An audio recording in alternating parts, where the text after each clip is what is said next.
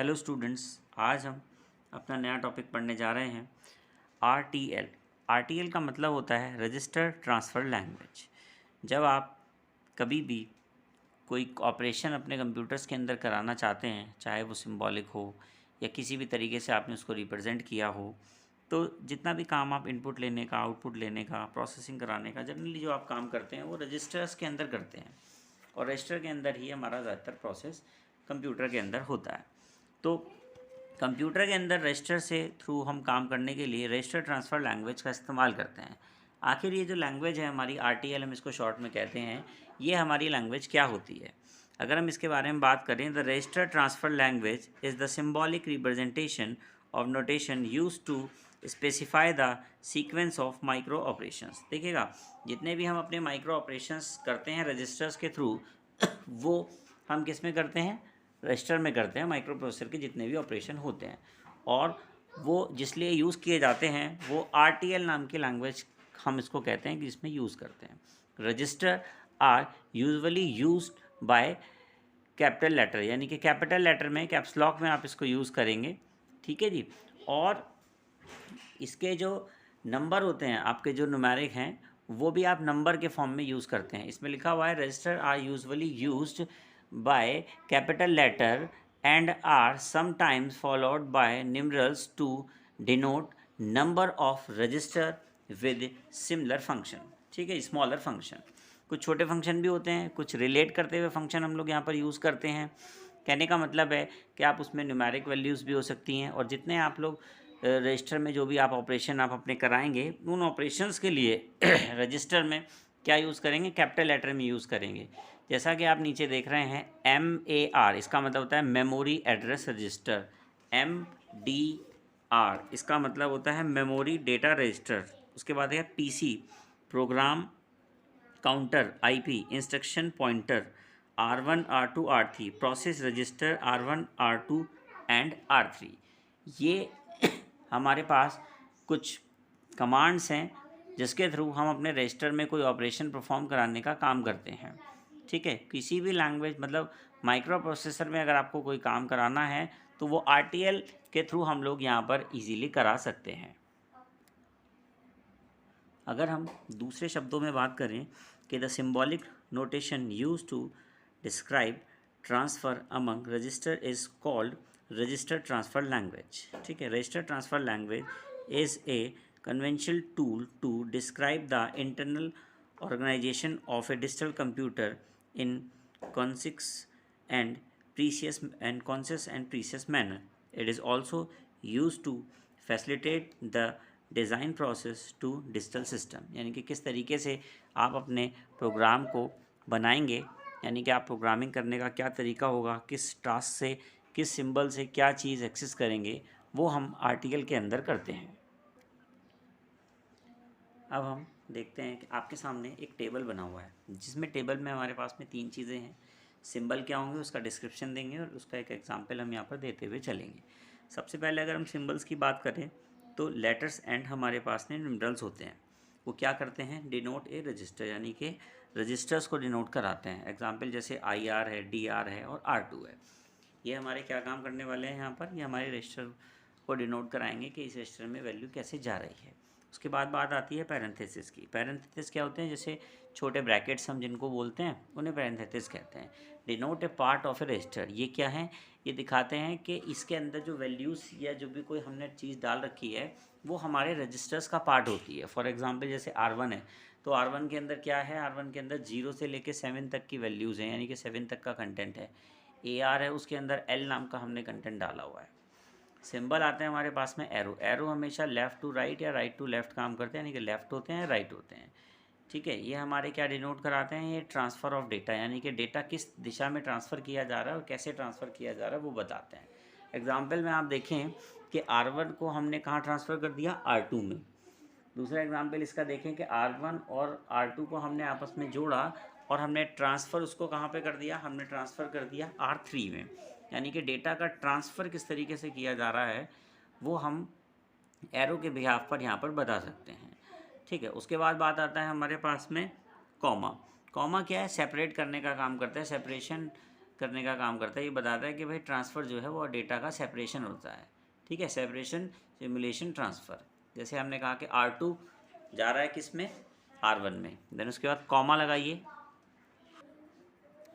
ये कॉमा लगाया हमने यहाँ पे, और इससे हमें ये पता चल रहा है कि हमारा जो डेटा है वो सेपरेशन के साथ हम लोग ट्रांसफ़र करने का काम कर रहे हैं। उसके बाद हमारे पास होते हैं स्क्वायर ब्रैकेट। स्क्वायर ब्रैकेट क्या काम करते हैं, मेमोरी के एड्रेस को डिनोट कराते हैं कि मेमोरी में क्या एड्रेस है, कितना डेटा किस लोकेशन पर पड़ा हुआ है, कैसे डेटा हमारा फैच होगा, ठीक है। Specify an address for memory, ये आपने बताया कि जैसे M है, M को हम लोग मेमोरी के लिए डिनोट कराते हैं। M के अंदर हमने क्या डाल दिया, AR डाल दिया, और AR को हमने मेमोरी के अंदर डाल रखा है, और इसको हम किस रजिस्टर में ट्रांसफ़र कर रहे हैं, DR नाम के रजिस्टर में हम इसको यहाँ पर ट्रांसफ़र करने का काम कर रहे हैं। ये हमें ये दिखा रहा है कि सिंबल्स किस तरीके से हमारे, जब हम कोई भी ऑपरेशन करेंगे, ठीक है, माइक्रो प्रोसेसर में जब कोई ऑपरेशन किया जाएगा तो उसको किस किस रजिस्टर के थ्रू और किस किस ऑपरेशन से कैसे आप उसको यूज़ करने का यहाँ पर काम करेंगे, ठीक है। आगे हम एक एग्जांपल देखते हैं इसी का। चलिए इसमें देखते हैं कि हम लोग अपने माइक्रो ऑपरेशन किस तरीके से करते हैं। एग्जांपल है कुछ हमारे पास में। सबसे पहला एग्जांपल है contents of R1 plus R2 transfer to R0, यानी कि R1 और R2 को हमें जोड़ना है और उसे ट्रांसफ़र करना है कहाँ पे, R0 के अंदर। तो सबसे पहले आप ऐसे लिखेंगे R1 प्लस R2, सबसे पहले आप लिखेंगे R1 प्लस R2, और उसके बाद लेफ्ट हैंड साइड की तरफ आप एरो डिनोट कराएंगे और लिखेंगे R0। इसका मतलब है R1 और R2 की वैल्यू, जो भी R1 और R2 में पड़ा हुआ वो ऐड हो जाएगा, और ऐड होने के बाद में वो कौन से रजिस्टर में स्टोर हो जाएगा, R0 वाले रजिस्टर में जाकर के स्टोर हो जाएगा। सेकेंड एग्जाम्पल है, ठीक है, complement of contents of R2, यानी कि वंस कॉम्प्लीमेंट हमें इसका चाहिए। देखिए कॉम्प्लीमेंट की अगर हम बात करें, वंस कॉम्प्लीमेंट क्या होता है, अगर मान लीजिए कोई नंबर दिया है, अगर आपने उसमें उसका रिवर्स कर दिया तो वो हमारा वंस कॉम्प्लीमेंट बन जाता है। और वंस कॉम्प्लीमेंट निकालने के बाद अगर आपने उसमें +1 कर दिया तो वो टूज़ कॉम्प्लीमेंट हमारा बन जाएगा। तो इसमें हम क्या करते हैं, हमने कहा R2 और हमने उसके ऊपर बार लगा दिया। ये जो बार है ये कॉम्प्लीमेंट को शो करता है आपके, ठीक है। बार का हमने R2 का हमने क्या किया, बार लगा दिया, तो उसका कॉम्प्लीमेंट निकल गया, और वो हमने उस किस में स्टोर करा दिया, R2 में स्टोर करा दिया। देखिए यहाँ पे जब भी डेटा स्टोर होगा तो लेफ्ट हैंड साइड की तरफ स्टोर होगा, इसलिए एरो हमने यहाँ पे लेफ्ट हैंड साइड की तरफ लगा रखा है। उसके बाद हमारे पास में थर्ड है two's complement of the contents of R2। अभी इसमें क्या है, हमें टूज़ कॉम्प्लीमेंट निकालना है। तो सबसे पहले हमें क्या करना पड़ेगा, R2 का सबसे पहले वंस कॉम्प्लीमेंट निकालना पड़ेगा। तो हमने कहा R2 और उसके ऊपर बार, फिर जब हमारा वंस कॉम्प्लीमेंट निकल गया तो निकलने के बाद हमने क्या करना है, टूज़ कॉम्प्लीमेंट निकालना है। टूज़ कॉम्प्लीमेंट निकालने के लिए हमें +1 करना पड़ता है, तो हमने +1 कर दिया, और उसके बाद डेटा कहाँ स्टोर हो गया, R2 में स्टोर हो गया। तो इससे हमने क्या निकाल लिया, उसका टूज़ कॉम्प्लीमेंट निकाल के हमने R2 में स्टोर कर दिया। नेक्स्ट है इसमें हमारा R1 plus twos complement of R2, ठीक है, ट्रांसफ़र टू R0, सब्ट्रैक्शन करना है इस तरीके से। इसमें देखिए क्या करते हैं, जैसे हमने कहा जी R1 है, R1 plus twos complement of R2, यानी कि हमने R2 का सबसे पहले बार लगा के वंस कॉम्प्लीमेंट निकाला, उसके बाद +1 करके उसका टूज़ कॉम्प्लीमेंट निकाला, और उसको क्या कर दिया, R1 में हमने यहाँ पर जोड़ दिया। अगर आप उसको सब्ट्रैक्ट करेंगे तो यहाँ पे आप माइनस का सिंबल लगा लेंगे, ठीक है जी। उसके बाद जो रिज़ल्ट आएगा वो आपका आएगा R0 के अंदर। देन उसके बाद फिफ्थ है आपका increment the contents of R1, ठीक है, काउंट अप करते हैं इसमें, यानी कि R1 +1 कर दिया, और हमने क्या स्टोर कर दिया, उसको R1 में स्टोर कर दिया। अगर हम यहाँ करें decrement the content of R1, इसका मतलब होता है काउंट डाउन, और ऊपर वाले का R1 प्लस का मतलब था काउंट अप। अगर हमें काउंट डाउन करना हो तो R1 -1 करके, और जो वैल्यूज़ आती है उसको हमने R1 रजिस्टर में जाके स्टोर करा देना है।